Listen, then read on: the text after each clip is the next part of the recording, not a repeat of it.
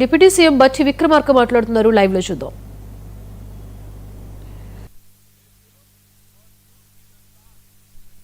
ఉన్న రోజుల్లోనే అనేక సంక్షేమ కార్యక్రమాలని సామాజిక కార్యక్రమాలు తీసుకొని ముందుకు పోతున్నటువంటి వ్యక్తి, చదువుకున్నటువంటి వ్యక్తి, బలహీన వర్గాలకు సంబంధించినటువంటి వ్యక్తి, కాంగ్రెస్ పార్టీ మూల సిద్ధాంతాలను నమ్మి అమలు చేసేటువంటి వ్యక్తి, అన్ని వర్గాల ప్రజల కోసం నిత్యం అందుబాటులో స్థానికంగా ఉండి రేపు ఈ ప్రభుత్వం ద్వారా జూబ్లీహిల్స్ శాసనసభ నియోజకవర్గ పరిధిలో ఉన్నటువంటి అన్ని అభివృద్ధి కార్యక్రమాలని ఇటు మంత్రులతో అందరితో సమన్వయం చేసుకుంటూ ఈ ప్రాంత అభివృద్ధి కోసం గట్టిగా పనిచేయగలిగినటువంటి సత్తా ఉన్నటువంటి యువకుడు, చేయాలని సంకల్పం తపన ఉన్నటువంటి యువకుడు కూడా.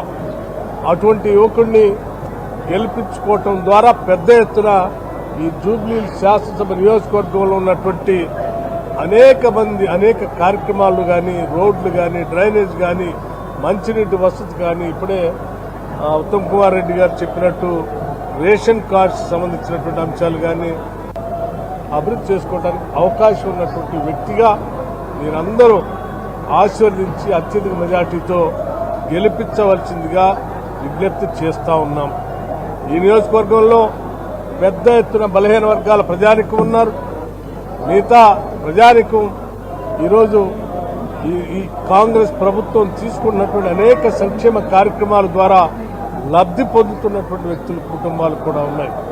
ఉదాహరణకి 200 యూనిట్లు ఉచిత కరెంటు పెద్ద ఎత్తున ప్రభుత్వం వచ్చిన తర్వాత ఈ నియోజకవర్గంలో ఉన్న ప్రజలకు ఉపయోగపడేటట్టుగా ఇస్తా ఉంది ఈ ప్రభుత్వం.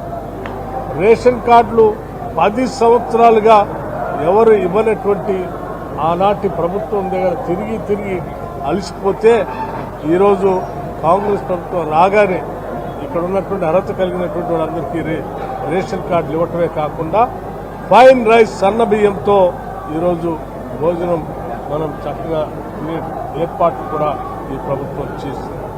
అలాగే ఈ ప్రాంతంలో చదువుకోవటానికి కావలసిన విధంగా విద్యార్థుల కోసం young India integrated residential school అనే దాన్ని కూడా పెట్టి ఈ స్లమ్స్ లో కానీ పేద వర్గాలకు సంబంధించిన పిల్లలు పెద్ద ఎత్తున ఇంటర్నేషనల్ స్టాండర్డ్ లో చదువుకునే విధంగా ఈ నియోజకవర్గంలో ఒక పెద్ద ఇంటిగ్రేటెడ్ రెసిడెన్షియల్ స్కూల్ కూడా శాంక్షన్ చేసి ముందుకు పోతాం.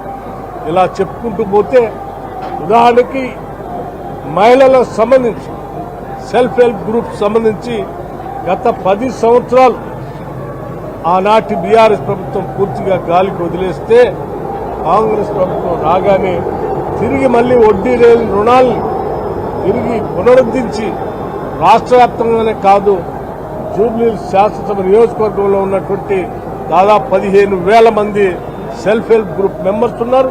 వారందరికీ కూడా పెద్ద ఎత్తున వడ్డీ లేని రుణాలు ఇవ్వటమే కాకుండా భవిష్యత్తులో వాళ్ళ కాళ్ల మీద వాళ్ళు నిలబట్టాలి, ఆర్థికంగా నిలదొక్కుని మహిళలంతా ఆర్థికంగా సాధికారం కోసం ఈ ప్రభుత్వం వడ్డీ లేని రుణాలు ఇచ్చేటువంటి కార్యక్రమాన్ని ముందు తీసుకొని పోతా ఉంది. చదువుకునేటువంటి వారి కోసం, నిరుద్యోగ యువతీ యువకుల కోసం ఈ ప్రభుత్వం రాగానే గత 10 ఏళ్లు గ్రూప్ 1 పరీక్షలు నిర్వహించలేని టీఆర్ఎస్ ప్రభుత్వాన్ని చూశామా. ఈ ప్రభుత్వం రాగానే గ్రూప్ 1 పరీక్షలు నిర్వహించడమే కాదు అనేక అడ్డంకులు కలిగించడానికి ప్రయత్నం చేస్తే కూడా ఈ ప్రభుత్వం అన్నింటినీ తట్టుకొని నిర్వహించడమే కాకుండా నియామక పత్రాలు కూడా ఇచ్చింది. అట్లాగే గ్రూప్ 2 పరీక్షలకు సంబంధించి కూడా పరీక్షలు నిర్వహించడమే కాదు నియామక పత్రాలు కూడా ఇచ్చింది.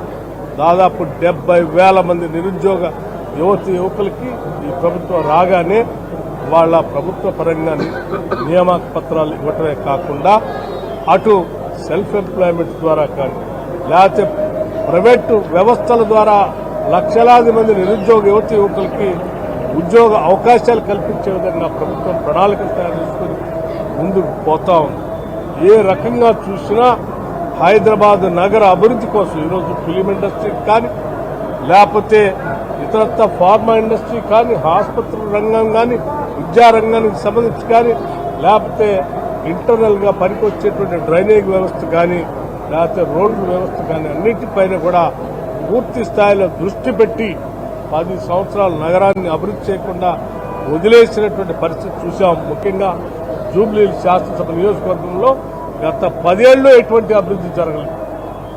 కానీ కాంగ్రెస్ పార్టీ అధికారంలో రాగానే మీరు చూడండి, ఈ జూబ్లీహిల్స్ శాసనసభ నియోజకవర్గంలోనే కొన్ని వందల కోట్ల రూపాయల అభివృద్ధి కార్యక్రమాలు కేవలం ఈ పార్టీ ఈ అధికారంలోకి వచ్చిన ఈ ప్రభుత్వం చేపట్టి ముందుకు పోతుంది. భవిష్యత్తులో కూడా ఇంకా ఈ అభివృద్ధి కార్యక్రమాలను ముందుకు తీసుకొని పోవడం కోసం జూబ్లీహిల్స్ శాసనసభ నియోజకవర్గంలో వందలాది వేలాది కోట్ల రూపాయలు ఇక్కడ వెచ్చించి ఇక్కడ అభివృద్ధి చేసేటువంటి కార్యక్రమానికి పనికొచ్చే విధంగా ప్రభుత్వంతో సయోధ్య చేసుకుని మంత్రులందరితో మాట్లాడుకొని ప్రభుత్వం దగ్గర నుంచి నిధులు చేసుకుని వచ్చి ఈ ప్రాంత అభివృద్ధి కోసం పనిచేయడానికి చదువుకున్నటువంటి యువకుడు, చేయాలనే సంకల్పం తపన ఉన్నటువంటి నవీన్ యాదవ్ గారిని అత్యధిక మెజార్టీతో మీరందరూ ఆశీర్వదించి గెలిపించి పంపిస్తే జూబ్లీహిల్స్ నియోజకవర్గ పరిస్థితులు అభివృద్ధి కార్యక్రమాలు పెద్ద ఎత్తున జరుగుతాయి. కాబట్టి మీ అందరికీ నేను మనస్ఫూర్తిగా విజ్ఞప్తి చేస్తా ఉన్నాను. దయచేసి పెద్ద ఎత్తున ఈ అభ్యర్థిని కాంగ్రెస్ పార్టీని దీవించి ఆశీర్వదించి భారీ మెజార్టీతో గెలిపించవలసిందిగా విజ్ఞప్తి చేస్తా ఉన్నాను. 2 ఏళ్లలో కాంగ్రెస్ పార్టీ ఇచ్చినటువంటి హామీలను అమలు చేయలేకపోయింది. హామీలు అమలు కావాలంటే మా అభ్యర్థి టీఆర్ఎస్ అభ్యర్థి అసెంబ్లీలో ముఖ్యమంత్రి మా అభ్యర్థి కేవలం 2 సంవత్సరాల్లో 1,06,000 కోట్ల రూపాయల సంక్షేమ కార్యక్రమాలకి అభివృద్ధి చేసి చూపించారు. 1,06,000 కోట్ల రూపాయలు కేవలం ఈ 2 సంవత్సరాలు. కేవలం ఈ 2 సంవత్సరాలు